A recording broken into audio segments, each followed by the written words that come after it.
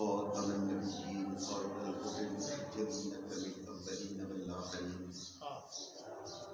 نبی الحرمین امام القبلتین وسیلتنا فی الدارین المزین بکل زین المنزہ من کل عیب وشین مولانا ابو الثقلین الحسن والحسین سبحان اللہ سبحان اللہ نبی الانبیاء عظیم الرجاء امیر الجود والعطاء ماہی الذنوب والخطاء شفیعنا یوم الجزاء سبحان اللہ سبحان اللہ سر اللہ محمود در اللہ مقصود نور الافئدة والعیون سرور القلب المحزون عالم ما کان وما یکون سبحان اللہ سیدنا و مولانا محمد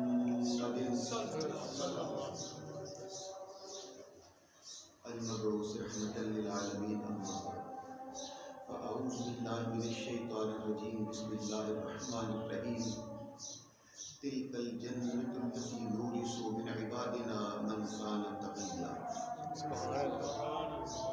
صدق الله مولانا العظيم وصدق رسوله النبي الكريم الأمين إن الله وملائكته يصلون على النبي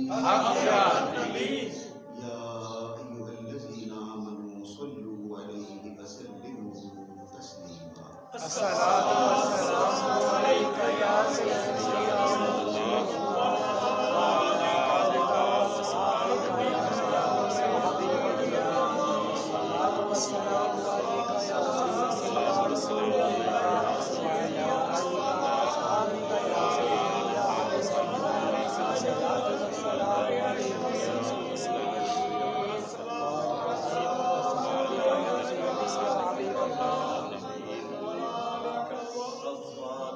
يا جزاکم اللہ خیر فی الدارین احسن الجزاء۔ نہایت واجب الاحترام معزز اور محترم حاضرین اور سامعین کرام، ارشاد باری تعالی ہے تلک الجنۃ التی، یہ جو جنت ہے نورثو، ہم وارث بنا دیتے ہیں، نورثو تلک الجنۃ التی نورثو من عبادنا من کان تقیا، اپنے بندوں میں سے جو متقی پرہیزگار اللہ سبحانہ و تعالیٰ کا تقوی رکھنے والے ہیں، ڈر رکھنے والے ہیں، جنہیں تقوی کی دولت دنیا میں میسر آتی ہے، انہی متقی اور پرہیزگار لوگوں کو ہم جنت کا وارث بنا دیتے ہیں۔ سبحان اللہ اللہ اکبر۔ بعض لوگ نعت پڑھتے ہیں، شاعری کرتے ہیں، تو کئی اشعار ایسے سننے میں آتے ہیں، میں سنتا ہوں، جن میں جنت کی بے ادبی کی جاتی ہے۔ پچھلے دنوں نعت شریف کا ایک شعر سن رہا تھا جس میں کوئی الفاظ اس طرح کے تھے کہ ہم اگر جنت بھی بلائے تو ہم مدینہ شریف کو چھوڑ کر ادھر منہ نہیں کریں گے۔ تو میں سوچ رہا تھا کہ وہ کیسی جنت ہے جو مدینے کے الٹی طرف ہے، جو مدینے کے متعلق سمت میں کون سی جنت ہے؟ جنت کا میرے آقا نے اشتراک دلایا ہے، شوق دلایا ہے، اور ایک دفعہ نہیں متعدد بار میرے آقا نے جنت حاصل کرنے کے لیے اپنے غلاموں کو رغبت دلائی ہے۔ اس رغبت جو میرے آقا دلاتے تھے، آئیے ذرا میں آپ کو ڈائریکٹ مدینہ پاک لیے چلتا ہوں۔ اپنا ایمان بھی تازہ کیجیے اور کھلے لبوں کے ساتھ اپنے آقا کی شان سنیے۔ تہجد کا وقت ہے اور آپ جانتے ہو بنسبت مکہ کے مدینہ شریف میں سردی ہوتی ہے، بنسبت مکہ کے مدینہ ٹھنڈا ہے، اور اگر زیادہ ٹھنڈ دیکھنی ہو تو مکہ شریف سے کوئی 1.5 گھنٹے کی مسافت پہ طائف ہے، وہ بالکل ٹھنڈا ٹھار ہے۔ اب میرے آقا مکہ پاک سے ہجرت کر کے مدینہ شریف جا چکے ہیں اور سردیاں بھی آ گئی ہیں. اللہ اکبر، سردی بھی ہے اور تہجد کا وقت ہے، اور ایک خوش وقت غلام میرے آقا کا جن کا نام حضرت ربیعہ ہے، اس نے کیا عجب خوش بختی پائی ہے، کیا عجب خوش نصیبی پائی ہے کہ وہ ہر روز تہجد کے وقت اپنے گھر سے پانی گرم کر کے لاتے ہیں. سبحان اللہ، سبحان اللہ. اور اس سے پہلے کہ حضور تشریف لائیں اور ٹھنڈے پانی کے ساتھ وضو کریں، اس کے دل میں یہ محبت جاگی، صبح صبح میرے آقا ٹھنڈے پانی سے وضو کریں گے تو راحت محسوس نہیں کریں گے. گرم پانی کر کے میرے آقا کے اٹھنے سے پہلے، گھر سے باہر آنے سے پہلے، دہلیز پار کرنے سے پہلے ربیعہ بن کعب گرم پانی کر کے میرے آقا کے در انور پہ بیٹھا ہے اور سر اپنا حضور کی دہلیز پہ رکھا ہوا ہے، تاکہ جب حضور تشریف لائیں تو بجائے ٹھنڈے پانی کے میں گرم پانی کے ساتھ وضو کراؤں. سبحان اللہ، سبحان اللہ، سبحان اللہ. یا رسول اللہ، شان مصطفیٰ زندہ نعرے حیدری. جب نعرے کا وقت آئے گا پھر صوفی صاحب نعرے لگائیں گے اور ہم مل کے جواب دیں گے. وقت میں مختصر ہے. اللہ اکبر. اب میں آپ حضرات کو واقعات سنا نہیں سکتا کہ وقت اختصار کا تقاضا کرتا ہے کہ وہ آپ اندازہ کر سکتے ہو کہ وہ جو اپنا سر حضور کی دہلیز پہ رکھ کے لیٹا ہے تہجد کے وقت، اس کے دل کی کیفیت کا عالم کیا ہوگا. سبحان اللہ، سبحان اللہ، سبحان اللہ. نہیں، شاید میں بات واضح نہیں کر سکا. حضرت اویس کرنی آئے تھے اور دہلیز کو لپٹے رہے، لگے رہے، چومتے رہے، آنکھوں سے لگاتے رہے اور حضور سے ملاقات تو نہ ہوئی. پھر واپس یمن پلٹ گئے اور پھر 8-10 دن کے بعد، 15 دن کے بعد جب میرے آقا سفر سے واپس پلٹے اور مسجد سے گزرتے ہوئے جب اپنے حجرہ مبارک میں داخل ہونے لگے تھے تو میرے آقا نے اپنا قدم مبارک اٹھایا، دہلیز کے اندر رکھا، پھر واپس کھینچا اور دہلیز کی طرف دیکھا اور پھر مسکرا کے فرمایا یہاں کون آیا تھا. سبحان اللہ، سبحان اللہ، سبحان اللہ. وہ دہلیز کو چوم کر جو غلام گیا ہوا ہے یہاں کون آیا تھا. شاعر اسی لیے کہتا ہے نغمات محبت کے پہلے ہیں جہاں میں، محسوس تو ہوتے ہیں سنائی نہیں دیتے. سبحان اللہ، سبحان اللہ. ادھر میرے آقا تہجد کا وقت ہے، وہ دہلیز پہ سر رکھ کے محو آرام ہے اور حضور تشریف لاتے ہیں، وضو کراتے ہیں. 1 دن، 2 دن، 4 دن، 10 دن، 15 دن، مہینہ، 2 مہینے، سردی کا 3-4 ماہ تو موسم ہوتا ہی ہے. اب ایک دن جو آقا دو عالم کا دریائے رحمت جوش میں آیا، اس سے پہلے کہ وضو مکمل کر لیتے، اس سے پہلے کہ وضو کر کے مصلی عبادت پہ کھڑے ہو جاتے، نہیں، ادھر وضو شروع کیا سبحان اللہ اور دریائے رحمت اس طرح جوش میں آیا کہ وضو کو مکمل نہیں کیا بلکہ وضو کو روک کر میرے آقا نے حضرت ربیعہ سے کہا یا ربیعہ، او ربیعہ، سل مانگ کیا مانگتا ہے. سبحان اللہ، سبحان اللہ، سبحان اللہ، سبحان اللہ، سبحان اللہ، سبحان اللہ. آواز ادھر سبحان اللہ، سبحان اللہ. سل مانگ کیا مانگتا ہے. اور ایک حدیث شریف میں آتا ہے سل لی، مجھ سے مانگ کیا مانگتا. سبحان اللہ، سبحان اللہ. سل مانگ کیا مانگتا ہے. اب میرا خیال ہے مجھے آپ ضرور لازماً جواب دیں گے اور آپ کے لفظ ضرور کھلیں گے جواب دینے کے لیے. کیا خیال ہے جس کے پاس کچھ نہ ہو، جس کے پاس ہی کچھ نہ ہو، جو تہی دامن ہو، جو خالی جھولی ہو، جو تنگ دست ہو، جو خالی ہاتھ ہو، کیا وہ کہہ سکتا ہے مانگ کیا مانگتا ہے. جس کے پاس ہی کچھ نہ ہو وہ کیسے کہہ سکتا ہے مانگ کیا مانگتا ہے. لیکن میرے آقا تو فرما رہے ہیں سل سوال کر جو چاہیے. سبحان اللہ سبحان اللہ. میرا خیال ہے مجھے پھر آپ کو 2 لمحوں ہے تو ذرا علمی نکتہ لیکن آپ کوشش کیجیے گا سمجھنے کی. عربی زبان میں یہ جتنے فعل ہوتے ہیں کام کرنے کا جس میں معنی پایا جاتا ہے یہ 2 طرح کے ہوتے ہیں. ایک ہوتا ہے فعل لازم، ایک ہوتا ہے فعل متعدی. فرق ان میں یہ ہوتا ہے کہ جو فعل لازم ہو ان میں مفعول ذکر نہیں کرتے، معنی پورا ہو جاتا ہے. لیکن جو فعل متعدی ہوتے ہیں ان میں جب تک مفعول ذکر نہ کرے معنی پورا نہیں ہوتا. مثال کے طور پر میں آسان کرتا ہوں بات کو.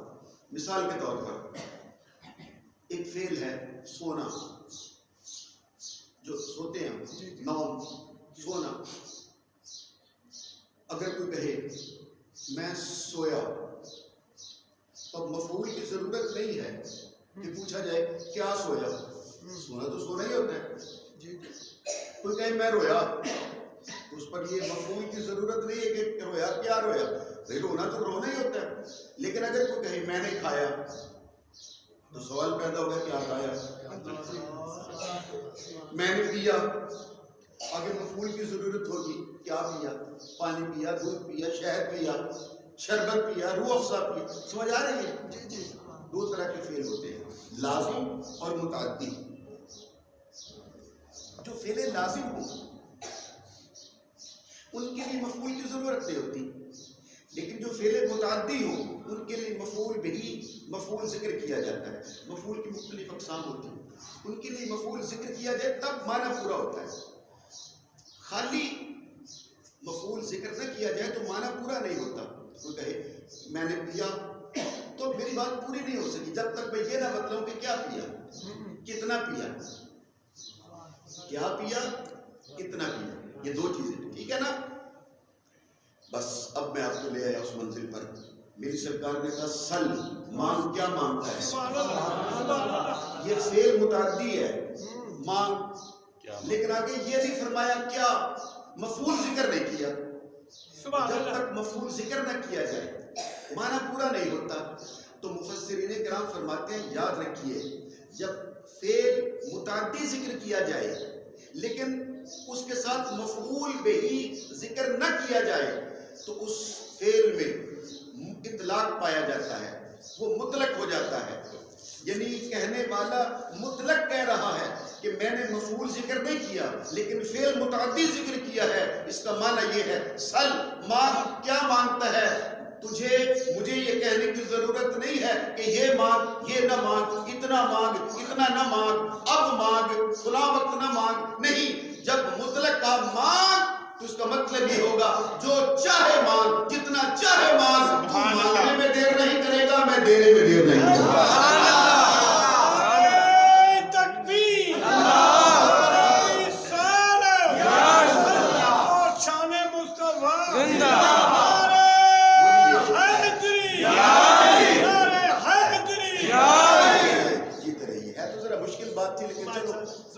کوشش تو کی ہے آسان ہو جائے. اب چونکہ آگے اس پر گفتگو آگے چل رہی ہے اور اپنا ایمان تازہ کیجیے گا. یہ میرے الفاظ سن کر ضائع مت کیجیے گا. یہ جو میری سرکار نے وضو نہیں کیا، وضو کرنے سے پہلے فرما رہے ہیں مانگ، کیا مانگتا ہے. اللہ اکبر. ہے تو باریک سی بات لیکن مجھے امید ہے کہ آپ حضرات ضرور اس منزل تک پہنچ جاؤ گے. کیا مطلب وضو کر کے کہتے مانگ، کیا مانگتا ہے، اس کی حیثیت اور ہوتی. اور وضو کرنے سے پہلے کہا مانگ، کیا مانگتا ہے، اس کی شان اور ہے. بتلانا یہ چاہتے ہیں وضو کر کے اللہ سے میں اپنے لیے طلب کروں گا وہ اور ہے. تجھے عطا کرنے کے لیے میرے پاس وضو سے پہلے بھی سب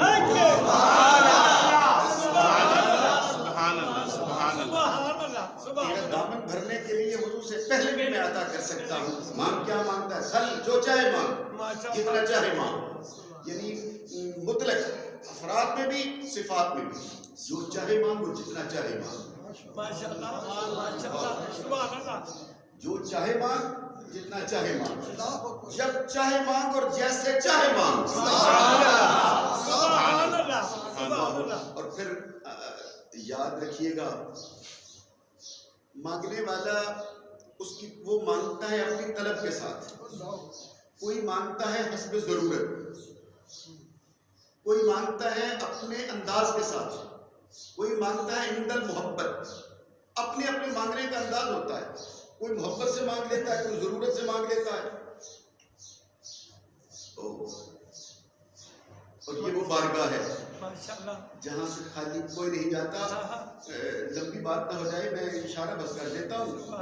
تمیم داری کا نام آپ نے مجھ سے کئی بار سنا ہے. حضرت تمیم داری رضی اللہ تعالیٰ عنہ عیسائی دین سے تعلق رکھتے تھے. ان کے ساتھ 4 لوگ اور ان کے بھائی نعیم ان کا نام تھا. مکہ شریف میں آئے اور حضور کو ملے اور اسلام قبول کرنے کے لیے ہاتھ باندھے. ہم آپ کے دین میں آنے کے لیے تیار ہیں، لیکن یا رسول اللہ ہم بہت غریب گھرانے سے، غریب خاندان سے، غریب قبیلے سے تعلق رکھتے ہیں. ہم ایمان بھی آپ کا قبول کر رہے ہیں اور کلمہ بھی پڑھنے کے لیے تیار ہیں اور آپ کی غلامی میں آنے کے لیے بھی تیار ہیں، لیکن ہمیں حضور ہماری جھولی میں کوئی خیرات بھی ڈال دیجئے. جب کہنا کچھ ہمیں چاہیے، بہت غریب ہیں. میری سرکار نے مسکرا کے فرمایا مانگو کیا مانگو. سبحان اللہ، سبحان اللہ، سبحان اللہ. اور آپ حیران ہوں گے، یہ تب کی بات ہے، مکہ شریف کی بات ہے، جب 2 روٹیاں بھی کسی کو میسر آتی یا نہیں آتی تھی. جب میری سرکار نے کہا مانگو کیا مانگتے ہو، انہوں نے کہا حضور ہمیں اگر آپ اجازت دیں تو ہم باہر جا کے مشورہ کر لیں. سبحان اللہ، سبحان اللہ. اور میں جاؤ مشورہ کر کے آؤ اور پھر طلب کرو، ہم دیں گے. تمیم داری اس کا بھائی نہیں اور 4 دوسرے لوگ وہ گئے، مشورہ کیا، پھر آئے اور آ کے عرض کرتے ہیں حضور، چونکہ اس وقت ساری عیسائیت، یہ سارا فلسطین کا علاقہ ایک ہی تھا، تو وہ ہاتھ باندھ کے عرض کرتے ہیں حضور فلسطین یعنی بیت المقدس کے ارد گرد کا جو علاقہ ہے وہ جاگیر کے طور پر ہمیں عطا کر دیا جائے. اللہ توجہ کے ساتھ بات. میرے آقا نے چمڑے کا ٹکڑا دیا، اس کو اوپر لکھا ہبرون اور فلاں اور فلاں فلاں علاقے. میں محمد رسول اللہ نے تمیم داری اس کے بھائی اور اس کے دوستوں کو جاگیر کے طور پر عطا کر دیے. ابھی ہجرت کر کے مدینے بھی نہیں پہنچے، اپنی ریاست کا آغاز بھی نہیں کیا، ابھی مجاہد بھی نہیں نکلے، ابھی فتوحات کا آغاز بھی نہیں ہوا. سبحان اللہ. چمڑے کا ٹکڑا دیا، دستخط کیے اور ساتھ ہی فرمایا لو میں تمہیں یہ اتنے علاقے عطا کرتا ہوں. انہوں نے پڑھا اور پھر عرض کرتے حضور کی اجازت ہو تو باہر جا کے تھوڑا سا مشورہ کر لیں. کہ یہ منظور آپ میں جاؤ جا کے مشورہ کر لو. وہ گئے اور مشورہ کر کے کہتے ہیں یہ جو حضور نے نام لیا جن علاقوں کا، یہ بڑے بڑے بادشاہوں کے اور بڑے بڑے امیر لوگوں کے رہنے کے علاقے ہیں. ہو سکتا ہے وہ ہمیں دے ہی نہ، ہمیں بھگا دے. وہ کہ ہمارے باپ دادا پردادا کی جائیدادیں ہیں، ہم تو نہیں دیتے، یا ہم لڑائی جھگڑا کریں گے، ہم غریب لوگ ہیں، ماریں گے ہمیں. تو ایسا کرتے ہیں، پھر حضور کی بارگاہ میں جاتے ہیں اور بجائے ان کے فلاں فلاں علاقہ لے لیتے ہیں تاکہ ہماری لڑائی جھگڑا کسی سے نہ ہو. پھر آئے حضور ان علاقوں کی بجائے فلاں فلاں علاقے دے دیے جائیں. میرے آقا نے کہا کوئی بات نہیں، ان کو رہنے دو، جو آپ کہتے وہ لکھ دیتا ہوں. وہ لکھ دیے اور ساتھ ہی میرے آقا نے فرمایا کہ ہم مکہ میں ہیں، جب ہجرت کر کے میں مدینے جاؤں تو مجھے وہاں آ کے ملنا اور وہاں آ کے پھر ایک بار دستخط کروا لینا.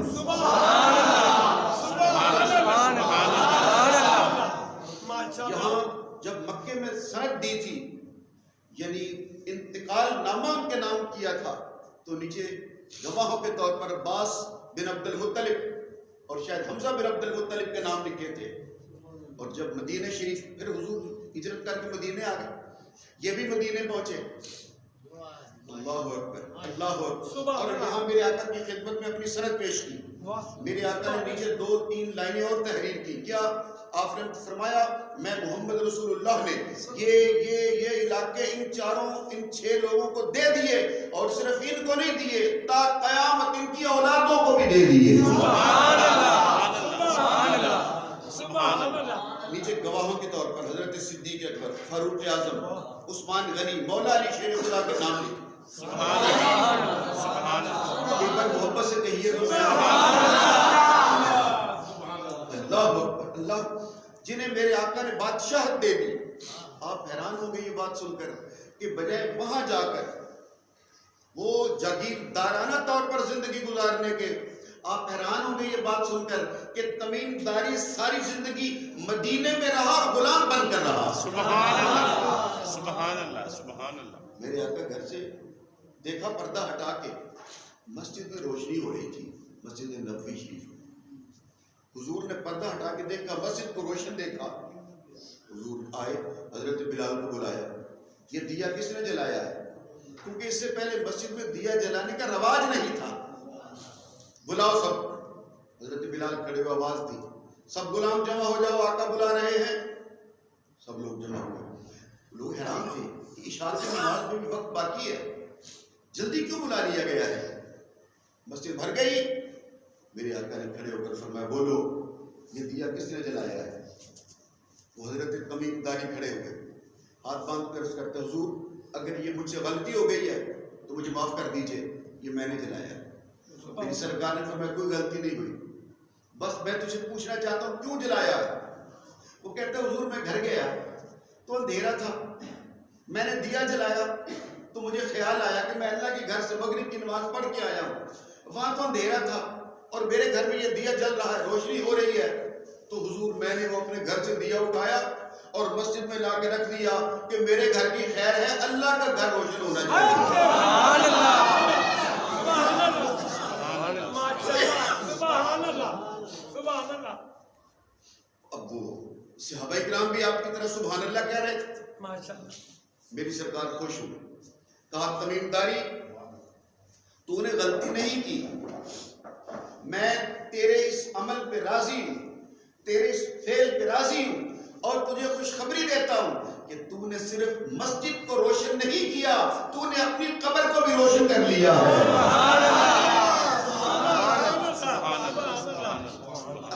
ابھی میں مطمئن نہیں ہو رہا آپ حضرات کے ساتھ کہ شاید میں بات آپ تک پہنچا نہیں رہا اس طرح. اب میرے آقا کا اگلا جملہ سنو. اے تمیم داری، وہ چونکہ تنہا تھا، میں نے کہا نا غلامانہ زندگی گزار رہا تھا. اے تمیم داری، چونکہ تو اکیلا رہتا ہے، تنہا رہتا ہے، ان کی شادی نہیں ہوئی تھی اور کوئی رشتہ دینے کے لیے بھی تیار نہیں تھا غربت کی وجہ سے. تو حضرت میرے آقا نے کہا او تمیم داری، میں تجھ پہ اتنا راضی ہوں کہ اگر سیدہ فاطمہ تو زہرا کے علاوہ کوئی میری بیٹی ہوتی تو میں تجھے رشتہ دے کے تیری شادی کر دیتا. جیسے میری سرکار نے یہ جملہ کہا، ایک بزرگ سفید داڑھی والے ایک بزرگ بابا جی کھڑے ہوئے انصاری، اس نے ہاتھ باندھ کے کہا یا رسول اللہ اگر تمیم داری پہ آپ اتنا راضی ہو، رشتہ میں دیتا ہوں، نکاح آپ پڑھا دیجیے.